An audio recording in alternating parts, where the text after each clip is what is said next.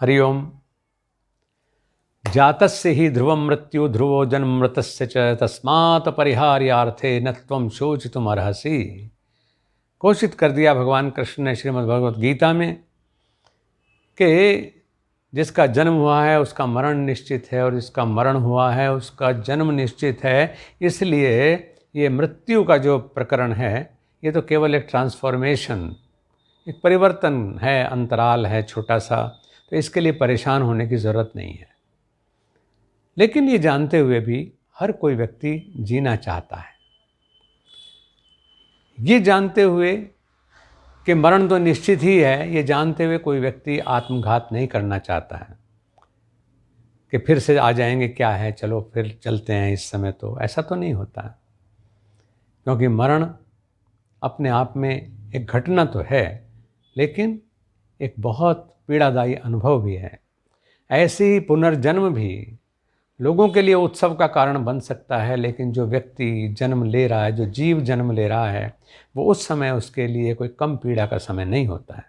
एक बड़ी परीक्षा पास करके हम जन्म लेते हैं और मरण के समय भी एक बड़ी परीक्षा पास करनी होती है।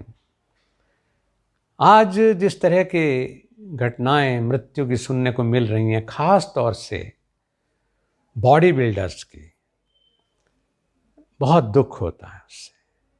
मैं बहुत समय से कहता आ रहा हूँ कि बॉडी बिल्डिंग को हमें, अगर वो खेल है तो खेल के तरीके से जीना चाहिए, अगर वो कला है तो कला के तरीके से जीना चाहिए। और खेल और कला दोनों ही आनंद का साधन है, तनाव का साधन नहीं है, बिल्कुल नहीं है। जिस तरह की घटना सामने आ रही हैं कि अंतर्राष्ट्रीय स्तर के मिस्टर ओलंपिया रहने वाले लोग भी छोटी छोटी उम्र में कोई कार्डिक अरेस्ट से, कोई हृदय के रोग से शरीर छोड़ रहा है, किसी को गुर्दों की वजह से मरण हुआ है, ये और बहुत से कारण भी हैं। कुछ लोग नशे के आदी हो गए हैं। ऐसी सारी घटनाएं देखने को मिल रही हैं।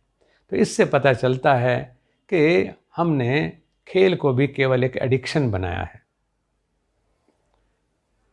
मेरा सौभाग्य है कि मैंने बॉडी बिल्डिंग को बहुत नज़दीक से जिया है, जी रहा हूँ।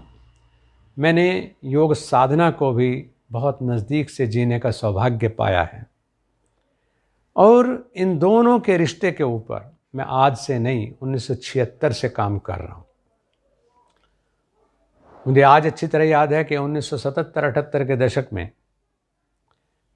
वर्ष में, मैंने जो उस समय के international federation of body builders के प्रेसिडेंट थे मिस्टर बेन वीडर, उनको इस बारे में लिखा।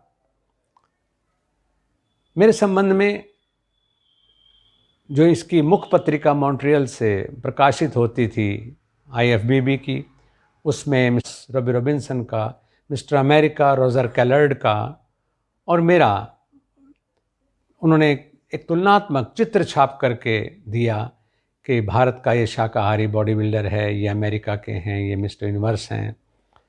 लेकिन उतना मात्र से कुछ हुआ नहीं, क्योंकि प्रोफेशनलिज्म खेलों के अंदर जो आया है, अगर प्रोफेशनलिज्म को एक्सेलेंस की दृष्टि से देखते हैं कि हाँ भाई क्वालिटी बन जाए तो बहुत अच्छा है, लेकिन वो धंधा बन जाए तो ये बड़ी चिंता का विषय है। आज बॉडी बिल्डिंग, क्योंकि उस समय मैंने जो उनको लिखा था, मैंने उनसे आग्रह किया था कि बॉडी बिल्डिंग अपने आप में बिल्कुल अधूरा खेल है, क्योंकि इसमें शरीर उद्देश्य है, व्यक्तित्व उद्देश्य नहीं है। बॉडी में और पर्सनालिटी में धरती आसमान का अंतर है। सिर्फ इसे, क्योंकि बॉडी के साथ हिस्सा है माइंड भी। बॉडी का हिस्सा केवल मसल्स शरीर के नहीं हैं, बल्कि गर्दन से ऊपर का जो आपका मुखमंडल है, जो आपका बुद्धि तत्व है, वो भी उसका एक हिस्सा है। तो उनको बिना छुए आप केवल शरीर बनाने की बात करते हैं तो वो अधूरा है। और उसे पूरा करने के लिए योग के प्रयोग बॉडी बिल्डिंग में बहुत ज़रूरी हैं। लेकिन संभवतः मेरी बात उस समय वो नहीं समझ पाए, या गेम के रूप में भी अगर देखते हैं, हर खेल का उद्देश्य होता है कि स्ट्रेंथ, स्टेमिना और स्पीड और फोकस, यानी ये 4 चीज़ें अगर हमारे पास में हैं तो हम किसी भी खेल में शीर्ष सफलता प्राप्त कर सकते हैं। उसके लिए स्ट्रेंथ एस्पेक्ट जो है, तो उसमें बहुत सुघड़ शरीर का होना ज़रूरी है, बलिष्ठ शरीर का होना ज़रूरी है। लेकिन वो सब पाना हम क्यों चाहते हैं? स्ट्रेंथ, स्टेमिना, स्पीड, फोकस हम क्यों पाना चाहते हैं? इसलिए कि हमें आनंद की प्राप्ति हो। लेकिन आज जिस तरीके से बॉडी बिल्डिंग का व्यवसायीकरण हो रहा है, और उसमें ये जो गेम था जिसको मैंने 10 साल तक अनबीटेन चैंपियन, जो चैंपियनशिप में भी गया मैं हमेशा जीता हूँ, लेकिन मैंने हमेशा इसको अभ्यास और वैराग्य के साथ देखा। मैंने ये देखा कि ये एक विज्ञान है बॉडी बिल्डिंग, और एक कला भी है। क्योंकि जब हम बॉडी बिल्डिंग का अभ्यास करते हैं तो हमें हमारे जो ह्यूमन एनाटॉमी है, शरीर संरचना का विज्ञान है, उसका हमें अच्छे से पता होना चाहिए। हमें अंगों के जो कोऑर्डिनेशन है, उनका आपसे तालमेल है, इसका पता होना चाहिए। इसके बाद किन चीज़ों के लिए कौन सा आहार ज़रूरी है, उसका हमें पता होना चाहिए। और अच्छी बॉडी बिल्डिंग के लिए मतलब एक्सरसाइज, फूड और रिलैक्सेशन, इन 3 चीज़ों का कोऑर्डिनेशन होना चाहिए। लेकिन जब हम उसमें चूक जाते हैं, या कहिए हम उस बारे में जानते नहीं हैं, तो आज की जो बॉडी बिल्डिंग बन गई वो सिर्फ ये हुआ कि हम शरीर का एक सुगठित ढांचा खड़ा करके दिखा दें। उसके अंदर स्ट्रेंथ ख़त्म हो जाए, चाहे स्टेमिना ख़त्म हो जाए, चाहे स्पीड की तो बात ही छोड़ दें। यानी वो चीज़ें अगर दांव पे लगा करके हम केवल शरीर को एक विशाल काय व्यक्तित्व ढांचा, मैं ढांचा ही कहूँगा उसको, वो बना करके खड़ा करना मकसद ले लेते हैं, तो निश्चित रूप से हम अपने सिस्टम्स के साथ, दसों सिस्टम, यहाँ तक कि जो शरीर हमें दिखाई दे रहा है घड़ा हुआ, जिसको हम कहते हैं मस्कुलर बिल्ट, तो उसका मसल्स हैं, मस्कुलर सिस्टम है, स्केलेटन सिस्टम है, रेस्पिरेटरी सिस्टम है, सर्कुलेटरी सिस्टम है, नर्वस सिस्टम है, सारे सिस्टम्स जो हैं उसमें ओवर स्ट्रेन हो जाते हैं। और ओवर स्ट्रेन जब होगा कि अतिशय रगड़ करे जो कोई, अनल प्रगट चंदन तय हुई, अगर बहुत ज़्यादती करेंगे तो बजाय इसके कि वहाँ कुछ निर्माण होगा, वहाँ विनाश होगा। न तो एक्सरसाइज प्रॉपर रही है, ना आहार प्रॉपर है, और ना ही रिलैक्सेशन प्रॉपर है। उसका परिणाम क्या हुआ कि हमारा जो डेवलपमेंट है वो भी प्रॉपर नहीं है। आज हमें ये ही नहीं पता है कि जिम्नेजियम्स में जो बच्चे खा रहे हैं, जो ट्रीटमेंट, मैं उसको शब्द को यहाँ पर ट्रीटमेंट प्रयोग कर रहा हूँ, बॉडी को, शरीर को दे रहे हैं, वो व्यवहार शरीर के साथ जो कर रहे हैं, उसके बारे में उन्हें ये नहीं पता है कि ये इसका दूरगामी परिणाम क्या होगा। स्टेरॉइड्स का भरपूर प्रयोग जिम्नेजियम्स में हो रहा है, केवल इसलिए कि शॉर्ट गेन, मुझे तत्काल बॉडी बनानी है। ओवर एक्सर्शन शरीर के साथ हो रहा है, क्योंकि व्यायाम का और खेल का उद्देश्य है आनंदमय जीवन, ऊर्जावान जीवन, स्फूर्तिमय जीवन। लेकिन आप देखें मेरे बॉडी बिल्डर्स के चेहरे से लावण्य खत्म हो गया। अब कपड़े के अंदर कैसे मसल्स बने हुए हैं वो ठीक है, शरीर आप दिखाएंगे स्टेज के ऊपर, हार जीत हो जाएगी, लेकिन वो एक, मैंने कहा कि एडिक्शन हमने उसको ले लिया, एडिक्शन के रूप में ले लिया, तो उसका परिणाम ये है कि शरीर का विकास भी पूरा नहीं होता है वो। क्योंकि जो गर्दन से ऊपर का शरीर है, जो पूरे शरीर का कंट्रोलर है, आपको मालूम है कि ये एक जो है बॉटल नेक जो है आपकी है, कि जिससे ऊपर का जो कंट्रोलर है वो नीचे के सिस्टम से जुड़ा हुआ है। और उससे ऊपर का यानी कंधे से ऊपर का जो हिस्सा है, केवल समझें हम कंधे, ट्रेपीजियस, ज़्यादा से ज़्यादा नेक के मसल्स की एक्सरसाइज कर लेते हैं, लेकिन उसके अलावा जो हमारा ऊपर का सिस्टम है उसको हम नहीं ठीक से रख पाते। इसके अलावा जो जिस गति के साथ, जिस देरी तक हम वर्कआउट करते हैं, उससे कितनी स्टिफनेस डेवलप होती है, इसका अंदाज़ा हमारे खिलाड़ियों को नहीं होता। और उसका परिणाम क्या होता है कि हमारे सिस्टम्स फेल होते हैं, किडनी ओवर एक्सर्ट होती है, पानी की कई बार शरीर में शॉर्टेज हो जाती है। बहुत से लोग न जानते हुए, न जानने के कारण जिम्नेजियम्स में ही एक्सरसाइज करते करते कुछ खाते पीते व्यायाम करते रहते हैं, ड्रिंक्स लेते हैं, और इसके साथ साथ संयम जिसको हम कहते हैं वो तो कहीं खो ही गया। हमने जब बॉडी बिल्डिंग के पीक परफॉर्मेंसेस में हम जाते थे तो हमसे बॉडी बिल्डिंग का तो परफॉर्मेंस कराई ही जाती थी, यानी मसल्स तो हमें शो करने ही करने थे, लेकिन साथ में एजिलिटी एक्सरसाइज दिखाते थे कि ये भी दिखाएं कि आपने सिर्फ ढांचा बनाया है, इसके अंदर कुछ फ्लैक्सिबिलिटी भी है या नहीं। आज वो चीज़ ख़त्म हो गई, क्योंकि हम केवल एक पुतला बना करके खड़ा कर रहे हैं और सोच रहे हैं कि ये हमने एक स्ट्रॉन्ग पुतला खड़ा कर दिया, जो कि ऐसा नहीं है। झुकता वही है जिसमें जान होती है। अरे अकड़ना तो मुर्दे की पहचान होती है। तो आज हम चलते फिरते मुर्दे तैयार कर रहे हैं बॉडी बिल्डिंग के नाम पर। तो ये मैं एक बॉडी बिल्डर होते हुए भी, एक योग साधक होते हुए भी, वर्तमान का जो बॉडी बिल्डिंग का रूप बन गया है उसके प्रति बिल्कुल विद्रोही तेवर में बोल रहा हूँ, और उसका ही अलार्म करता रहा हूँ इस चीज़ के लिए। लेकिन उसका ही शायद ये परिणाम है कि आपने, क्योंकि इन बातों को अगर हम नकारेंगे, इग्नोर करेंगे और एक नशे के रूप में, एक पैशन के रूप में आप बॉडी बिल्डिंग करते चले जाएंगे, तो फिर इस तरह की जो अति हमारे सिस्टम्स के साथ होगी।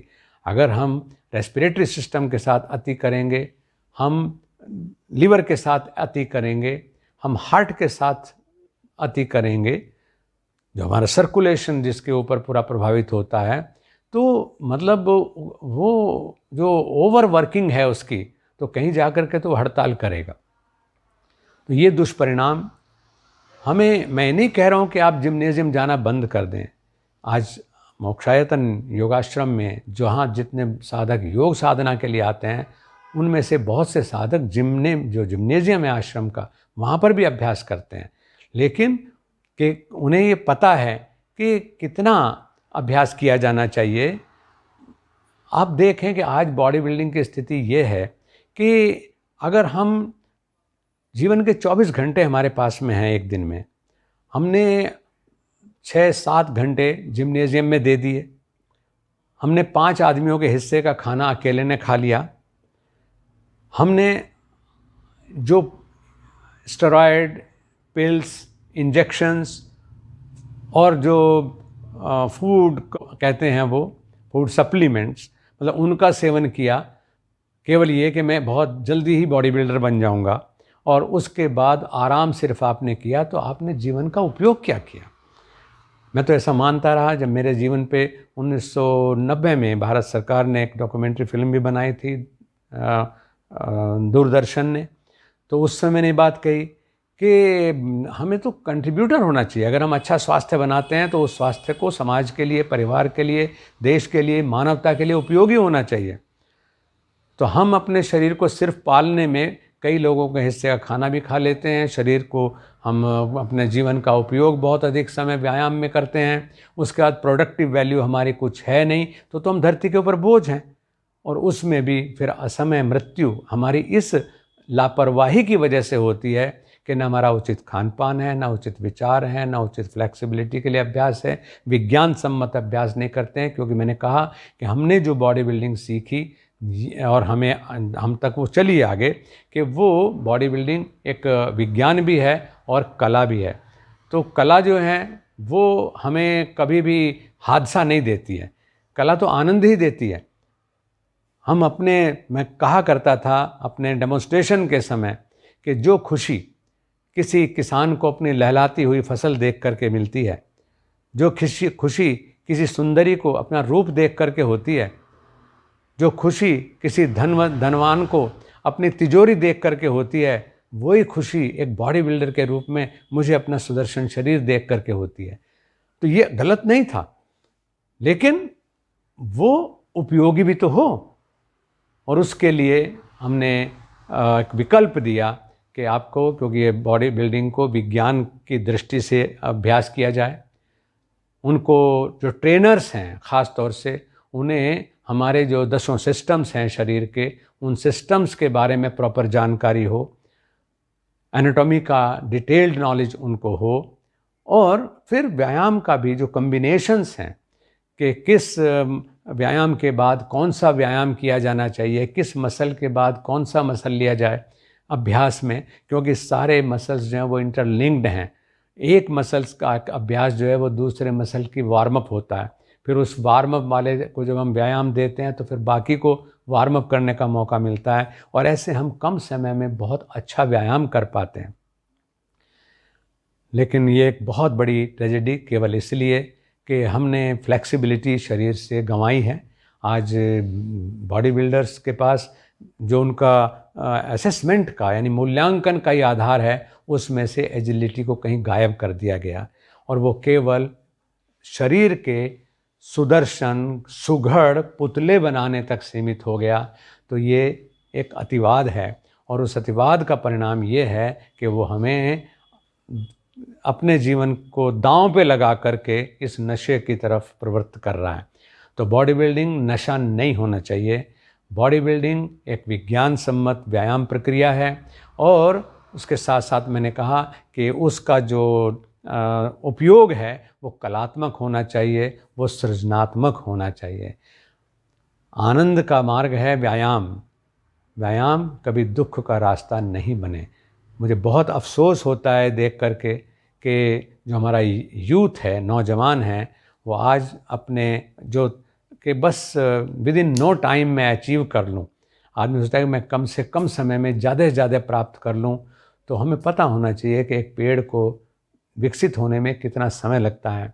तो बीज बोएं, उसको अंकुरित होने दें, वृक्ष का रूप धारण करने दें, अनेकों को वो छाया देगा। शरीर के साथ भी इसी प्रकार से उसे हम प्रॉपर ट्रीटमेंट दें।